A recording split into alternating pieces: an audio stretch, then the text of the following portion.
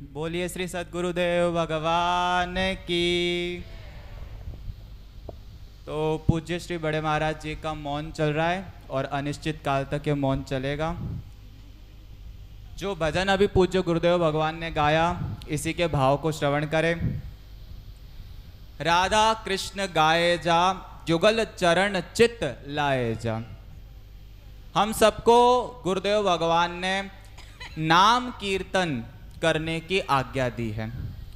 जैसा कि गर्ग संहिता में गर्गाचार्य जी नंद बाबा से कहते हैं, राधे कृष्णेति हे गोप ये जपन्ति पुनः पुनः, चतुष्पदार्थम किम तेषाम साक्षात कृष्णोपि लभ्यते।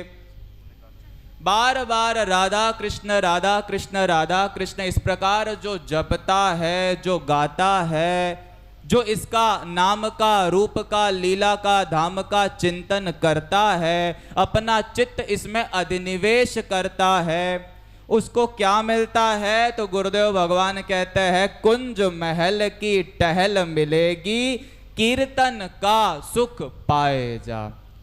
ये जो टहल है, ये जो सेवा का सुख है, ये सर्वोपरि सुख है।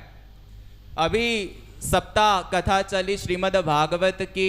इसके तृतीय स्कंद में भगवान कपिल माता देवहूति को भी तो यही बात कहते हैं कि मेरे जो भक्त है उसको मैं अपनी मुक्ति देना भी चाहूं तो वो मुक्ति को स्वीकार करते नहीं है। दीयमानम न ग्रहंती बिना मत सेवनाम जना।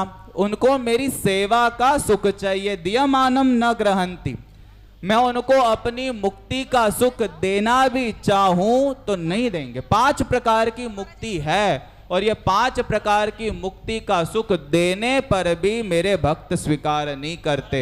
उनको क्या चाहिए? बिना मत सेवनम जना। उनको मेरी सेवा का सुख चाहिए और वो सेवा का सुख मिल जाएगा। राधा कृष्ण गाए जा, युगल चरण चित लाए जा। जैसे हमारे वृंदावन के रसिकों ने भी कहा है, येन केन प्रकारेण मन कृष्ण निवेशयेत। जैसे भी बने अपने मन का निवेश करना है। निवेश को अंग्रेजी में कहते हैं इन्वेस्टमेंट। यदि इन्वेस्ट करते हैं तो कुछ न कुछ रिटर्न मिलता है कि नहीं मिलता। उसी प्रकार आप जब अपने मन का निवेश करेंगे भगवान में तो आपको रिटर्न में क्या मिलेगा, बदले में क्या मिलेगा? तो गुरुदेव भगवान कहते हैं, कुंज महल की टहल मिलेगी, कीर्तन का सुख पाए जा। इसी में सुख है। ध्यान पूर्वक समझने वाली बात है। बाकी आप जहां जहां पे सुख की कल्पना करके बैठे हो, पाके देख लो। वैसे तो जन्म जन्म से जा रहे हैं, भटक रहे हैं, लेकिन आज तक हमें सुख मिला नहीं है। पर कीर्तन में सुख है। इसलिए सूरदास जी भी कहते हैं, जो सुख हो तु गोपाल ही गाए, सो सुख नहीं किए जप तपते कोटिक तीर्थ नहाए। जो सुख हो तु गोपाल ही गाए। जो सुख गोपाल के नाम को गाने में है, वो सुख तो कोटि कोटि तीर्थों के स्नान में, अनेक अनेक बार जप तप करने में भी नहीं है। जो सुख नाम के गाने में है। कोटि जन्म के पुण्य प्रकट हो तब कीर्तन में रुचि जगे। विचार करने वाली बात है। कितनी बड़ी निधि हम सबको गुरुदेव भगवान ने दे दी। 1 2 नहीं, लाख 10 लाख नहीं, करोड़ों जन्मों तक आप सत्कर्म करो, पुण्य करो, और वो जब एक साथ एकत्रित संचित हो तब जाके आपको कीर्तन में रस आएगा, कीर्तन में सुखानुभूति होगी। बोलो, आपको कीर्तन में रस आ रहा है कि नहीं? तो गुरुदेव भगवान की कृपा को बार बार मनाते हुए ऐसे ही हम सब भी कीर्तन करें और अनेकों को कीर्तन करने के लिए प्रेरित करें। हरि नाम की गर्जन सुनकर कलयुग डर के दूर भगे। हम कलयुग में रह के भी कलयुग से बच सकते हैं। कैसे? जैसे शेर की गर्जना सुन के छोटे छोटे खरगोश, हिरण आदि डरपोक पशु दूर भाग जाते हैं, डर जाते हैं, ऐसे ही कलयुग भी डर जाता है हरि नाम की गर्जना सुन के। इसलिए नाम जप और नाम का कीर्तन अर्थात नाम का गायन ये करने से न चुके। यदि कलयुग से बचना चाहो कीर्तन करे कराए जा।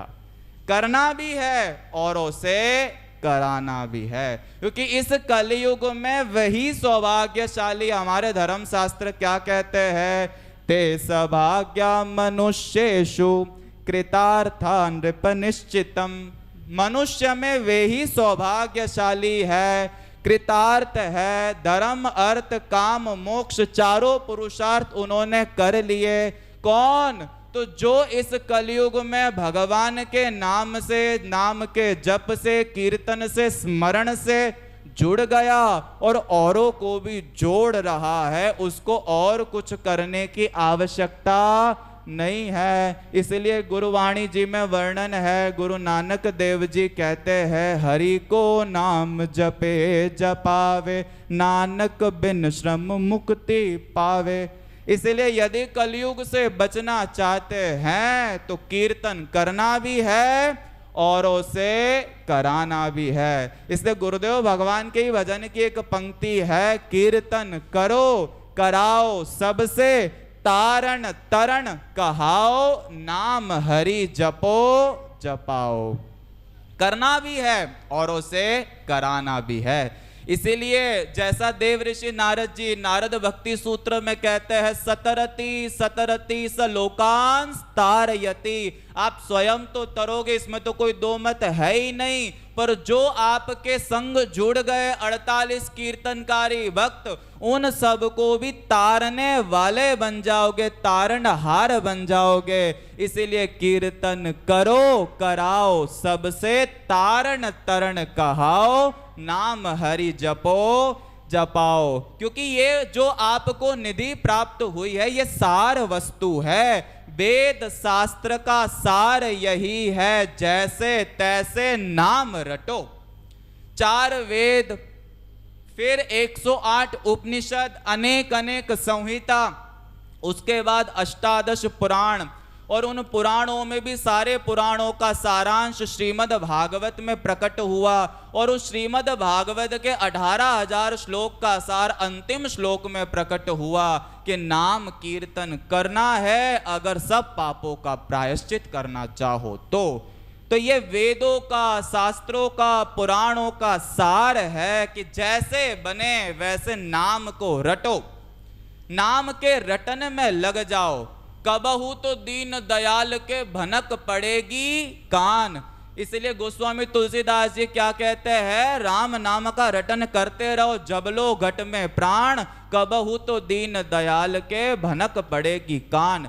तो यही बात यहाँ पे गुरुदेव भगवान इस पंक्ति में कहते हैं, वेद शास्त्र का सार यही, जैसे तैसे नाम रटो, प्रभु के लिए कर्म कर विधि से, दुष्कर्मों से दूर हटो। देखो आपको सार वस्तु मिल गई, इसका अर्थ ये नहीं है पाप करने की छुट्टी मिल गई। इसलिए गुरुदेव भगवान पहले से ही हमको सावधान करते हुए कहते हैं कि यदि कोई मेरा बच्चा मेरे भरोसे पे गलती कर रहा है, अपराध कर रहा है, पाप कर रहा है, तो मैं यमराज के पास जाके बोलूंगा इसको मेरी तरफ से 2 डंडे एक्स्ट्रा लगाना। अर्थात पाप करने की छुट्टी मिली नहीं है। गुरुदेव भगवान कहते हैं पापों से बचते हुए नाम जपना है। राम नाम जाप कर, भूल के न पाप कर, पाप त्याग कर अगर तू जाप करेगा तो अपना सुधार स्वयं आप करेगा, एक दिन प्रभु से मुलाकात करेगा। हरि नाम जाप कर, भूल के न पाप कर। पाप करना नहीं है, इसलिए क्या कहते हैं, प्रभु के लिए कर्म कर विधि से। एक होता है विधि, एक होता है निषेध। जो करने के लिए हमारे शास्त्र पुराण कहते हैं उसको तो विधि कहते हैं। जो विधान है करना चाहिए, तो वो विधान पूर्वक यदि जो कर्म किए जाते, सत्कर्म किए जाते, वो तो करना है, पर जो मना किया गया है ऐसे दुष्कर्मों से बचना है।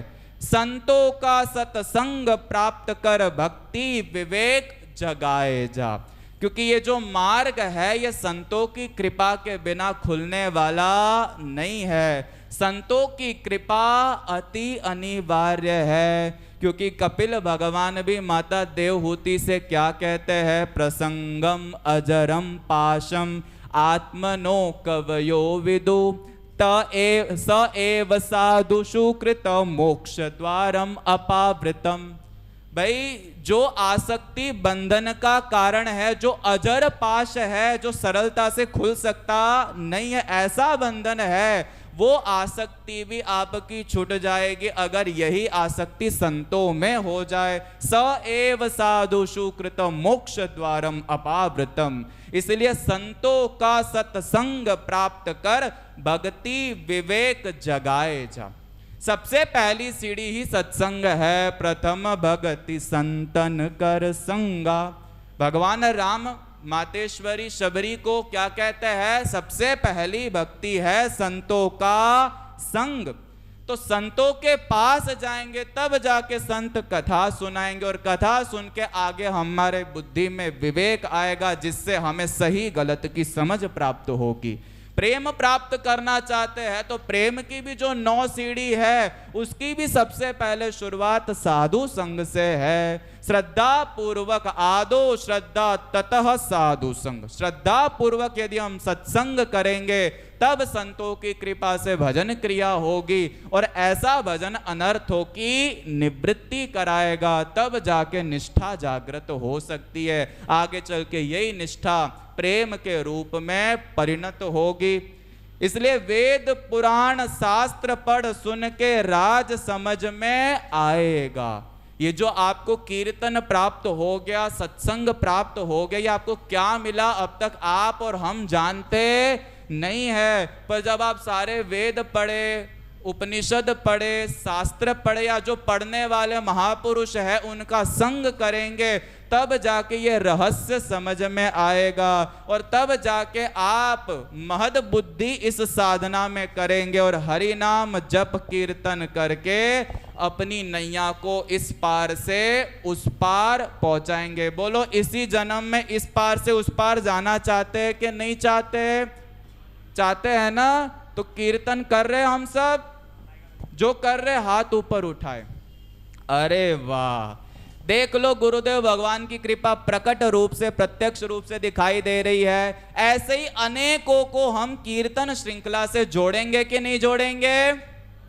निश्चित रूप से जोड़ेंगे। इसलिए जप कीर्तन पतवार हाथ ले नैया पार लगाए जा, राधा कृष्ण गाए जा, युगल चरण चित लाए जा। तो कितना सुंदर गुरुदेव भगवान के द्वारा रचित ये भजन है। आप जो ये 108 कुटिया में जो छोटी परिक्रमा में बैनर आपको दिखाई दे रहे हैं, उन सब बैनरों में जिन जिन पदों का दर्शन कर रहे हैं, ये सब गुरुदेव भगवान की रचना है। आज से 500 वर्ष पहले श्री हितरिवंश महाप्रभु जी, श्री हरिव्यास देवाचार्य जी, श्री स्वामी हरिदास जी और ऐसे अनेक अनेक रसिक संत इस तरीके से पदों की रचना करके हमें निकुंज उपासना के सूत्र प्रदान करते थे। और सूत्र का अर्थ क्या है? तो सूत कहते हैं धागे को, ऐसा धागा जिसको पकड़ लोगे तो तर जाओगे, इस पार से उस पार उतर जाओगे। तो वो सूत्र हमको प्रदान करते थे पदों में। हम सब कितने सौभाग्यशाली है कि हमको ऐसे सद्गुरुदेव भगवान प्राप्त हुए, जो वर्तमान समय में भी ऐसे पदों की रचना करके हम सबको ऐसी ही निकुंज उपासना के सूत्र प्रदान कर रहे हैं। आप जब छोटी परिक्रमा लगा रहे हैं कुंज वहल सरकार की, तो आप ध्यान पूर्वक एक एक पद को पढ़ो। जैसे एक एक भजन की एक एक लाइन को आपको पढ़ के सुनाया, तो कितना गहरा गहरा भाव एक एक वाक्य में है, एक एक शब्द में है। इसी प्रकार उन पदों को भी पढ़ो। पर मेरे जैसे ही आप लोग होंगे, अनभिज्ञ, समझ में आएगी नहीं। इसलिए गुरुदेव भगवान ने कृपा करके, जो गुरुदेव भगवान की सेवा में रहते हैं, हमारे बड़े गुरु भाई पूज्य श्री रमन बिहारी भैया, वो AI टेक्नोलॉजी का प्रयोग करके उन्हीं पदों के भावार्थ को ऊपर के चित्रों के रूप में प्रकट कर चुके हैं। वही चित्र जो ऊपर आपको दिखाई दे रहे हैं, उन बैनर के ऊपर, पदों के ऊपर, उन पदों का भावार्थ है। तो ध्यान पूर्वक एक एक वाक्य पढ़ो, उसके बाद उन चित्रों को देखो। जो लाइन नीचे आपको पद में मिलेगी, वही लाइन आपको कहीं ना कहीं उस फोटो के अंदर भी दिखाई देगी। तो ऐसे ही गुरुदेव भगवान बड़ी कृपा करके दर्शन देने भी पधार रहे हैं। और देखो, गुरुदेव भगवान ने एकांतवास लिया, उसके बाद आपका ब्रज में आना कम हुआ कि बढ़ गया? बढ़ गया ना? बढ़ गया वाला हाथ ऊपर करे। कितने ऐसे साधक थे जो कहते थे हम जीवन में एक बार भी ब्रज नहीं आए, कोई तो एक ही बार आया, कोई 2 बार आया।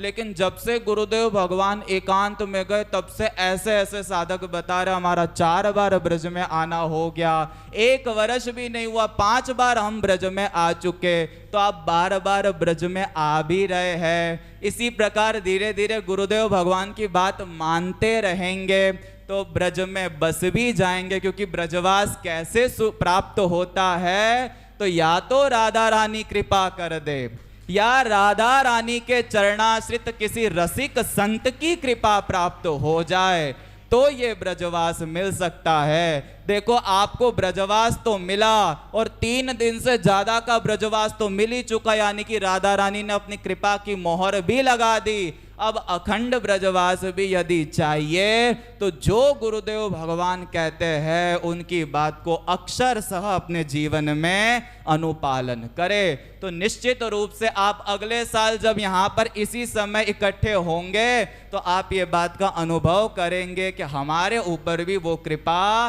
बरसने लगी, बरसाने वाले की कृपा हम सब पे भी होने लगी, हम भी इसमें भीजने लग गए। तो बोलिए श्री सद्गुरुदेव भगवान की।